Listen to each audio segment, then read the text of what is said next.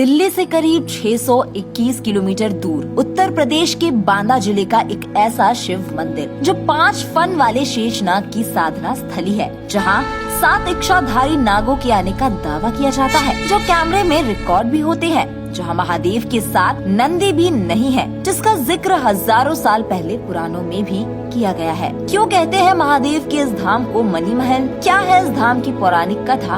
आइए जानते हैं। दोस्तों, इस धाम के साथ चमत्कार की अनेकों कहानियां जुड़ी हुई है, जहां पत्थर संगीत सुनाते हैं। ये धुन सुनने में ऐसे लगती है जैसे कोई आधुनिक वाद्य यंत्र बजा रहा हो।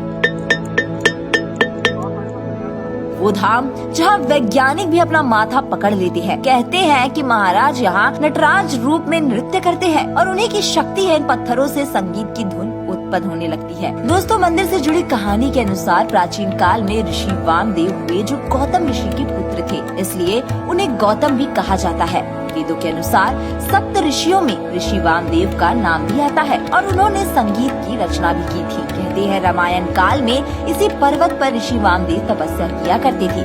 ये उनकी तपस्थली थी, इसलिए उनके नाम पर इस पर्वत का नाम वामदेश्वर पर्वत पड़ा। इस पर्वत पर जो महादेव का मंदिर मौजूद है, त्रेता युग में उसकी स्थापना भी उन्होंने ही की थी।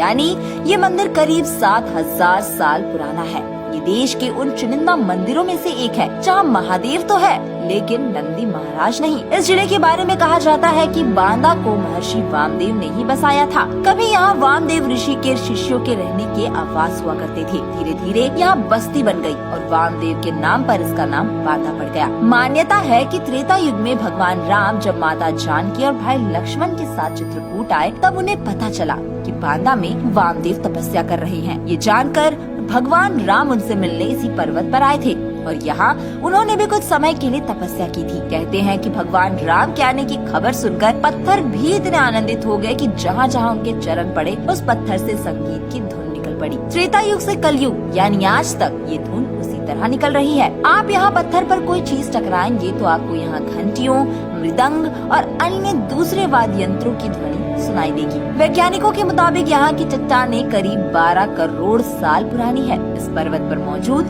वामदेश्वर मंदिर बेहद विचित्र है। भारत के ज्यादातर मंदिरों की संध्या आरती 8 बजे तक हो जाती है, लेकिन इस मंदिर में संध्या आरती का समय रात के 10 से 11 बजे का है। संध्या आरती के बाद मंदिर को चारों ओर से बंद करा दिया जाता है और इसके बाद शुरू होता है चमत्कारों का रहस्यमय सिलसिला। रात के समय देवलोक से शेषनाग स्वयं यहाँ मौजूद शिवलिंग की पूजा करने आते हैं। हर ओर से मंदिर बंद होने के बावजूद वो मंदिर में प्रकट हो जाते हैं, शिवलिंग की परिक्रमा कर नागमणि चढ़ाते हैं और कुछ देर बाद अंतर ध्यान हो जाते हैं। मंदिर के पुजारी दावा करते हैं कि उन्होंने स्वयं यहाँ 5 फन वाले शेषनाग को देखा है। वो कहानी भी सुनाते हैं कि इस मंदिर में 7 इच्छाधारी नाग आते और महादेव की परिक्रमा कर चले जाते हैं। इस बात की तहकीकात करने के लिए मंदिर के गर्भगृह में गोप्रो कैमरा लगाया गया था। सबको लगा कि आज इस अंधविश्वास से पर्दा उठ जाएगा, ये कहानी झूठी साबित हो जाएगी। लेकिन गोप्रो कैमरे ने जो रिकॉर्ड किया उसे देखकर मीडिया रिपोर्टर्स के भी होश उड़ गए।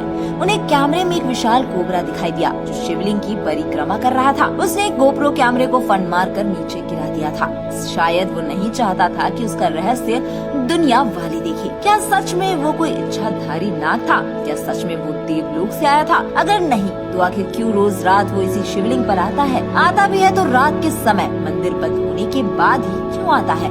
सवाल कई है, लेकिन इनके जवाब किसी के पास नहीं। तो दोस्तों, इस वीडियो में फिलहाल इतना ही। क्या है आपके इन सवालों के उत्तर? हमें कमेंट बॉक्स में जरूर बताइएगा। हर हर महादेव।